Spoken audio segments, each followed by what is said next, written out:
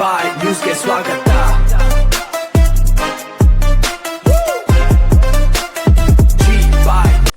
ಕಾಂಗ್ರೆಸ್ನಲ್ಲಿ ಇರ್ತಕ್ಕಂಥ ಒಡಕುಗಳು ನಮ್ಮ ಕ್ಷೇತ್ರ ಮಟ್ಟಿಗೆ ನಾನು ಹೇಳ್ತಕ್ಕಂಥದ್ದು.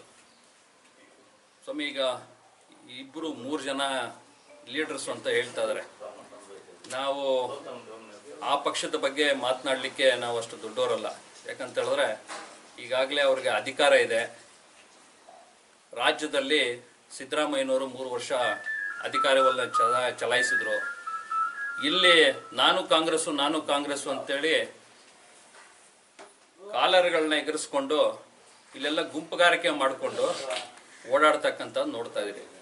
ಇಲ್ಲಿ ಏನು ಅವ್ರ ಹೇಳಿಕೆಗಳು ಕೊಡ್ತಾ ಇದ್ದಾರೆ, ಆ ಹೇಳಿಕೆಗಳ ತಕ್ಕಾಗೆ ರಾಜ್ಯದಲ್ಲಿ ನಮ್ಮ ಸರ್ಕಾರ ಇದೆ. ಆ ಸರ್ಕಾರದಿಂದ ಏನು ಅನುದಾನ ನಾನೆಷ್ಟು ತಂದಿದ್ದೀನಿ ಅನ್ನೋದನ್ನ ಯಾರು ಹೇಳ್ತಾ ಇಲ್ಲ. ಅಭಿವೃದ್ಧಿ ಕುರಿತಾಗಿ ಅವರ ಹೇಳಿಕೆಗಳನ್ನು ನೋಡಿದಾಗ ಅಭಿವೃದ್ಧಿ ಕುರಿತಾಗಿ ಕಂಪ್ಲೀಟ್ ಝೀರೋ.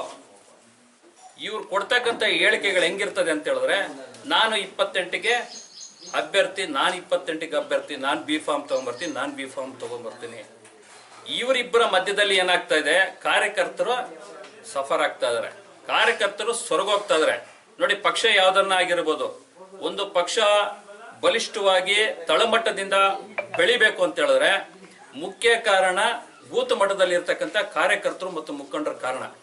ಆ ಮುಖಂಡರನ್ನ ಇವ್ರು ಏನ್ ಮಾಡ್ತಾ ಇದಾರೆ, ತುಳಿತಕ್ಕಂಥ ಕೆಲಸ ಮಾಡ್ತಾ ಇದಾರೆ. ಅವರಿಗೆ ಒಂದು ಕನ್ಫ್ಯೂಷನ್ ಎಲ್ಲ ಇದ್ದಾರೆ.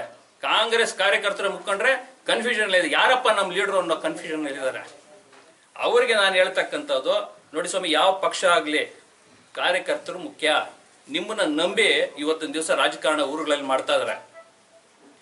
ಇನ್ನೊಂದು ಪಕ್ಷವನ್ನು ಎದುರಾಕೊಂಡು ಪೊಲೀಸ್ ಸ್ಟೇಷನ್ ಆಗಿರಲಿ, ಇಲ್ಲ ರೆವಿನ್ಯೂ ಡಿಪಾರ್ಟ್ಮೆಂಟ್ಗೆ ಸಂಬಂಧಪಟ್ಟ ಹಾಗೆ ಪ್ರತಿಯೊಂದನ್ನು ಎದುರಾಕೊಂಡು ನಿಮಗೋಸ್ಕರ ಅವ್ರ ಪಾಪ ಕೇಸ್ಗಳು ಹಾಕೊಂಡು ಆ ಊರುಗಳಲ್ಲಿ ರಾಜಕಾರಣ ಮಾಡ್ತಾ ಇರ್ತಾರೆ.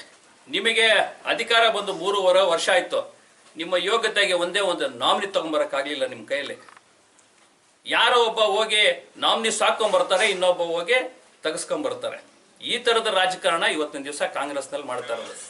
ಇವರಿಬ್ಬರ ಜಗಳದಲ್ಲಿ ಕಾರ್ಯಕರ್ತರು ಹಾಳಾಗ್ತಾ ಇದಾರೆ. ಸರಿ, ಅದನ್ನ ನೀವು ನೋಡಿಕೊಂಡು ಕರೆಕ್ಟಾಗಿ ನಿಮ್ಮ ಪಕ್ಷವನ್ನ ಕಾಂಗ್ರೆಸ್ನೇ ಬೆಳೆಸಬೇಕು ಅಂತ ಹೇಳಿದ್ರೆ ನಿಮ್ಮ ಒಳಗಿರತಕ್ಕಂಥ ಜಗಳ ಏನಿದೆ, ಆ ಜಗಳದಿಂದ ಕಾರ್ಯಕರ್ತರು ಇದಾಗ್ತಾ ಇದೆ. ಮೊನ್ನೆ SIR ಮಾಡಿದ್ರು.